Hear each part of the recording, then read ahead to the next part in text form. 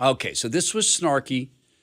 I got a note from someone who sent me an interesting article that Alex, my producer in Idaho, had surfaced. And it has to do with OnlyFans. Now, OnlyFans is a website that is built for sin. That's why it exists. It's built to sell sin, it's built to normalize sin, and it's built to con young women into believing they're taking controls of their destiny. And if you know what OnlyFans does and what it is, it's a place where women go out and allow, and I guess there's men who do this too, but allow, I think, lonely, isolated people who've been driven into something they might not understand as depression, and which is definitely, though, demonic oppression, to go stare at a screen and to get the endorphins one would get by having an actual encounter, a fleshly encounter with someone from the opposite sex or the same sex, if that's your particular sin issue, and you pay money for this. And OnlyFans isn't, I've never been there, but it's not, I don't know, it's not hinging on interactivity, but then it is. Chats, and what would you like me to do, and how much would you pay for that? And it's everything but touch. So there are AI models that are now entering into this world. And someone sent me notes after Alex had surfaced this and said, hey, you might want to talk about this. That there's these AI models that are doing this. And someone sent me a note, well, this must make your Jesus very happy because now it's not real women. And it turns out that there is a path economically that might surprise people. I don't think it doesn't surprise God. But there are people who are saying that this is good news for women because these AI models, there's some math behind this. And I'll share this with you in a second, economic math. And no, it's not good news. And no, Jesus isn't smiling on this.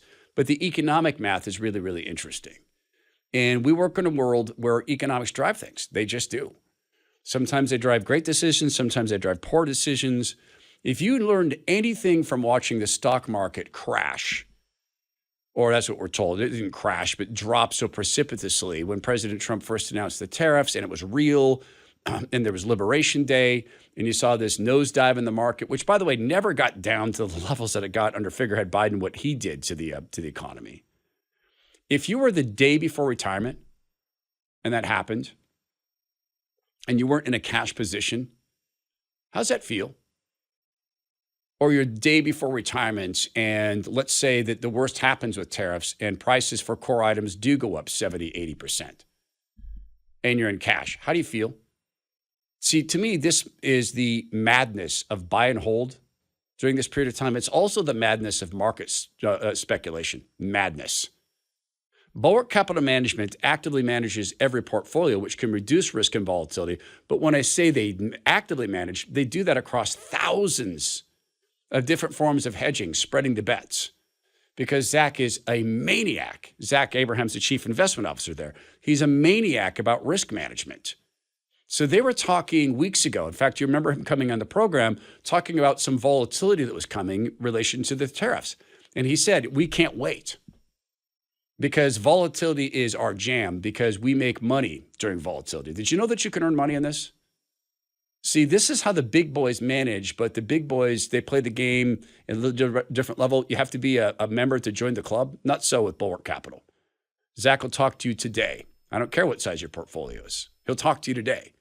So go to knowyourriskradio.com. That's KNOW. He'll do a free discussion, no expectations, no obligations. He'll look in detail at your portfolio, your retirement plans, etc. It's knowyourriskradio.com. Bulwark Capital Management is an investment advisor representative of Trek Financial LLC and SEC registered investment advisor. Investments involve risk and are not guaranteed. Past performance doesn't guarantee future results. Trek 25-137. So the math is really, really interesting.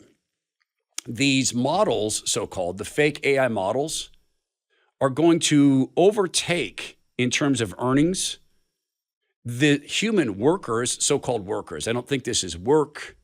I think it's exploitation. I think it's exploiting oneself. I know it's sin. But they're expected to displace them By 1,000 to 1 by 2026. Here's a video report. I have to tell you something. You're not gonna believe this, but I am entirely AI generated. Sure, humans were involved, these guys at Artel.ai, but only in creating the technology that made me alive. Yes, alive, just like you. I go to the gym, just like you. I take walks in the streets and enjoy a good morning coffee, just like you. I enjoy picking out good literature and reading it peacefully in the grass, just like you. I'll even do some shopping, because like you, I am still looking for love. What do you think about this outfit? You can shape me, sure, but it's always me. This is still me. Me again. Me. All generated with Artel. Alive? You decide. Anyways, there's one more thing I want to show you. Alive? You decide. Decided you're not alive.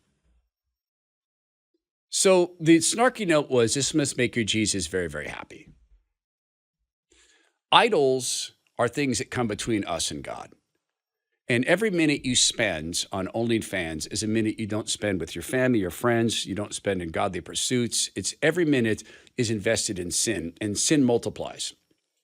And this is so vital for people to understand. I beg you to understand this. You can say, I'm going to OnlyFans, I'm looking at AI models, therefore no victim, no crime except for you. And the moment you give in to that, you have made an unconscious agreement with the devil. And you have rented him space. And you could be a Christian, and you could fall in this way. You've rented him space. So he takes a toehold. Okay, so now you're in here. You're being enticed in lusts. And I'm going to take that little tiny toehold, and I'm going to change how you view the woman in the grocery store. I'm going to change how you view your relationship with your friends. And I'm going to map that out from, okay, I've got this little tiny toehold, but I might now take this into some anger. And I'm going to take that anger and I'm going to turn that into rage. And I'm going to take that rage, I'm going to turn it into resentment. And I'm going to take that resentment, I'm going to turn it into coveting. And bit by bit, you make these agreements. And this is how spiritual warfare works. And suddenly you are riddled with a whole bunch of spiritual challenges. That's one aspect to this. So you're a victim, then you victimize others. And if you don't think that the devil is a great tactician, understand that he has generals of tens and generals of hundreds. He runs like a military outfit. So he sees his ground in you. You think then you go home from work and you've been doing OnlyFans and he's taken this toe hold and it's become a foothold and a leg hold and a body hold. You think you walk into your house and he goes, well, we shouldn't mess with his family. That's not fair. He's going to look at any opportunity he can to take your anger, your rage, your jealousy, your coveting, and he's going to transmit negative feelings to your family. He's going to pick fights. He's going to put a mask over you. And suddenly, now the family's victimized. Because you open a doorway, and he's going to walk straight through. And it can be, as I said, unconscious. But on a so-called secular basis, people are saying, well, this is great news. Because now this women will not be doing this form of, quote, work anymore. Really? You believe that? There is a well-known, well-walked path in Hollywood that everybody who's ever worked in that town knows. Everybody knows this. Young women come from across the country. They show up. They've got some talents. They're pretty. They've got decent stage presence. They want to get an agent. While they're working on getting an agent, they go and they work in a bar. They serve food, whatever. And if they're decent looking, or even very, very pretty, maybe even extremely attractive, eventually someone's going to come to them and say, look, why are you wasting your time waiting bars or waiting tables? Why are you doing this? Oh, I'm going to be an actress. I can see that you've got all the talent in the world. You're a very, very pretty girl, very attractive. Let me help you get into the entertainment business. And you know where this goes. And so often it starts with just this stuff, OnlyFans. And if they earn enough money there, okay. Then they're just with that sin. And they don't have to physically touch people. But sometimes it doesn't end there. And when the AI models take over, because that's what the math shows, now that channel shut down because the OnlyFans, you think they want to pay women? They want 100% of the profits. They don't want to pay women. So now what? Oh, well, they're going to be independent operators. Are they? Or are they going to say, wow, I made so much money doing that? Well, guess what? There's no AI places where you watch women take off their clothes. That's coming, but it's not here yet. And for the time being, there's no AI robots that can touch you in the way that these people are fantasizing of being touched. Those don't exist yet. So what's the quote career path? What's the thing that these women can provide that the robots can't? When nothing is forbidden, all is allowed. And when your moral code is so damaged and so fractured that you can't step back with a very simple and elemental verse from the Bible, such as your body's not your own, it was bought at a price. I mean, you understand this from a Christian? So for men who are using this website or app, that's not your body that you're experiencing that with. I mean, if you're a Christian, you've given yourself to Christ, that's his body. And he bought it at an incredible price. Or for these women, you were fearfully and wonderfully made, stitched together in your mother's womb. The Lord knew every hair on your head. He'd counted them. He wants you in the family, but he can't have you in the family. While you're doing that, it's not that he hates you. He doesn't. He loves you, but he can't be around sin like that. So no, it's not good news. And no, Jesus does not smile that, hey, at least it's not real women. Because he also understands the mocking. God will not be mocked. And what Satan would love so much is to build an AI universe where you can have everything you want from your couch. He would love that so much because then he'd have his new heaven and his new earth. And his new heaven and his new earth will involve you sitting there consuming, doing nothing for the world. Because if you're going to take this approach to AI, and AI eventually does have the touch, he'll have achieved this. But remember this, that the way is narrow and the path is long that leads to salvation. But the way is wide that leads to ruin. I wish more people would understand spiritual warfare. It begins with a thought, a mind, an idea, which becomes a fantasy, which becomes a focus, which becomes an obsession, which becomes a pursuit, which becomes something then other than what you started with and branches out into all these arenas. And suddenly Satan's taken this territory. You open the door and here he is in your home and around your family and your friends.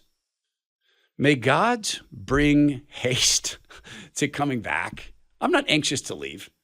I want to meet Jesus, but I'm not anxious to leave. I want people to have enough time to be rescued from spiritual warfare like this.